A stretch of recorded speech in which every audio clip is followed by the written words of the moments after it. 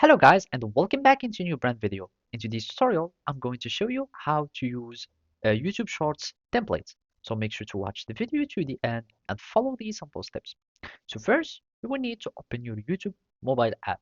And from there, you will be needing to start searching for the trending templates or for the trending shorts that you would like. You can simply do that by going to Shorts, for example, and start scrolling through the shorts, or you can start choosing, for example, trending if you have it here on the top. Or you can simply go to the home and basically search for trending uh, shorts. And now, after that, you search for the shorts that you would like and you have it as your template, you will need to click on Remix. By clicking on Remix, we will be able to find use these templates. And basically, it depends really on the shorts because there are some that would allow it and there are some that won't. And all you need to do is just to choose use this template.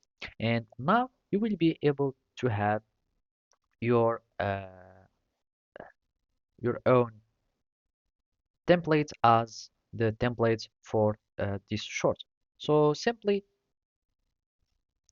and basically from these shortcuts or from these key points or keyframes, you can start adding uh, your own content and you can start recording. After that, as you can see, there is already some filter that are done or that are applied. There is timer that was already applied, and basically you will be needing just to fill in all these loops or all these frames, and basically you can just add content to it, and you can start adding whatever you would like, and you should do it all over the templates so you can fill in the templates on all the things that you like, and also you can see that the sound is the same sound as the template, and we are going just to fill in everything by this so we can after that be able to publish it, etc.